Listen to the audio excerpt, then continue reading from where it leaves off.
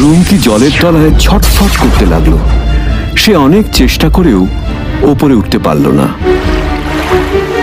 ওদিকে ডাইনি রুমকির রূপ নিয়ে সওদাগরের বাড়িতে থাকতে শুরু করল। সেই ডাইনি কমলকে রুমকির মতন ভালোবাসত না। ঝড় বৃষ্টিতেও বাইরে বার করে রাখত। বাড়ির চাকরদের সাথেও খারাপ ব্যবহার করত।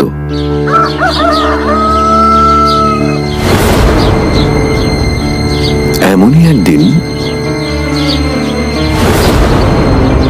দিদি, ওরা বলছে তুই নাকি আমায় কেঁচো আর জলের পোকা খাওয়াতে বলেছিস। আমি কি সত্যি পাতি হাঁস নাকি? তবে হতচ্ছাড়া, তোর এত বড় সাহস! দাঁড়া, দেখাচ্ছি মজা তোকে। দিদি, কেন মারছিস? আর বলবি? বল আর বলবি? খুব বেড়েছিস না? দেখ মজা এবার। দিদি, দিদি, ছেড়ে দে আমায়, আর মারিস না। একি, ওকে মারছো কেন মা? ও কি করেছে? আমি যা খুশি করি, তুই কে বলার? যা যা এখান থেকে। এ আমার দিদি না, এ কখনো আমার দিদি হতে পারে না।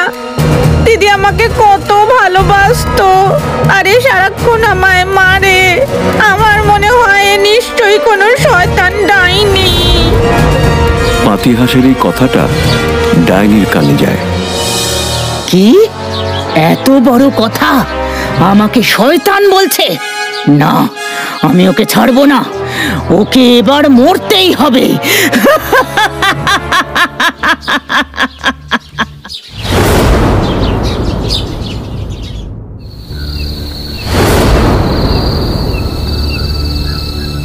হ্যাঁ গো, শোনো না। বলো, কি বলবে? এই পাতিহাঁসটা কোনো কাজের না। শুধু শুধু এটাকে বাড়িতে রেখে কোনো লাভ নেই।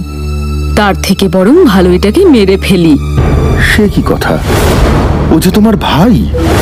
ধুর না, আসলে আমার কোনো ভাই ছিল না, তাই ওই পাতিহাঁসকে আমি ভাইয়ের মতো ভালোবাসতাম। ও, এই ব্যাপার। সে না হয় বুঝলাম, কিন্তু এখন কোনো কাজে লাগে না বলে একে মেরে ফেলার তো কোনো মানে হয় না। তার থেকে বরং যতদিন বাঁচে বাঁচুক না, বয়স হলে তো এমনিতেই মরে যাবে। ঠিক আছে, তুমি যা বলছো তাই হবে। এ যাত্রায় বাছাধন, তুমি ছাড়া পেয়ে গেলে। তবে বেশি দিন বাঁচিয়ে রাখা ঠিক হবে না, না হলে আমি ধরা পড়ে যাব আর আমার সুখের দিন শেষ হয়ে যাবে। না না, যে কোনো উপায়ে ওকে মারতেই হবে। কি এতটুকু দুধ দিয়েছো কেন? কি আর করব, তোমায় তো আগেই বলেছিলাম পাতিহাঁসটা বয়স বাড়ার সঙ্গে সঙ্গে ও খুব শয়তান হয়ে গেছে। ও আজ সব দুধ খেয়ে নিয়েছে। না, তুমি দেখছি ঠিকই বলেছিলে। এটাকে আর বাঁচিয়ে রেখে লাভ নেই। দাঁড়াও তো, কালই একটা ব্যবস্থা করছি।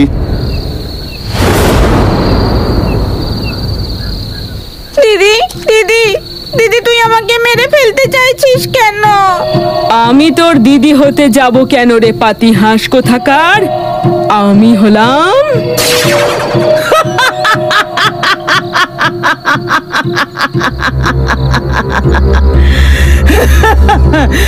তোর দিদিকে তো আমি নদীর তলায় বন্দি করে ফেলেছি। তুমি কে? কেন আমার দিদিকে নদীর তলায় বন্দি করে রেখেছো? কারণ তোর মা বাবার জন্য আমি জীবনে অনেক কষ্ট ভোগ করেছি। ওরা অন্যায়ভাবে আমার একমাত্র শেষ সম্বল 1 বিঘা জমি আমার কাছ থেকে কেড়ে নিয়েছিল। অনাহারে রোগে ভুগে আমার মৃত্যু হয়। তারপরে আমি ডাইনি হয়ে যাই। আমার মা বাবা তোমার জমি কেড়ে নেয়নি।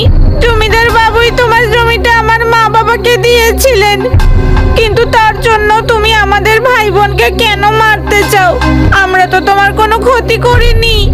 তোর বাবা মায়ের পাপের ফল তো তোদেরই ভোগ করতে হবে রে।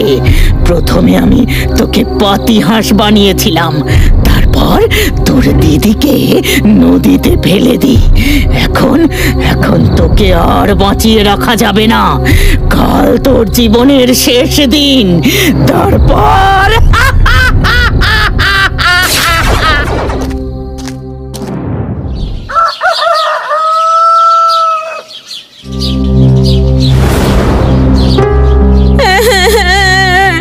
মরার আগে আমার শেষ ইচ্ছেটা পূরণ করবেন। ঠিক আছে, বলো তোমার শেষ ইচ্ছে কি? আমার আমার শেষ ইচ্ছে হলো মরার আগে আমি নদীতে একবার স্নান করতে চাই। ঠিক আছে, যাও, তোমার শেষ ইচ্ছে পূরণ করো। দিদি, দিদি, তুই কোথায়? কোথায় তুই? ওই শয়তান ডাইনি আমায় বলি দেবে।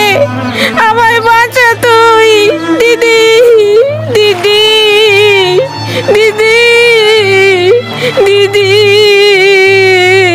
দিদি।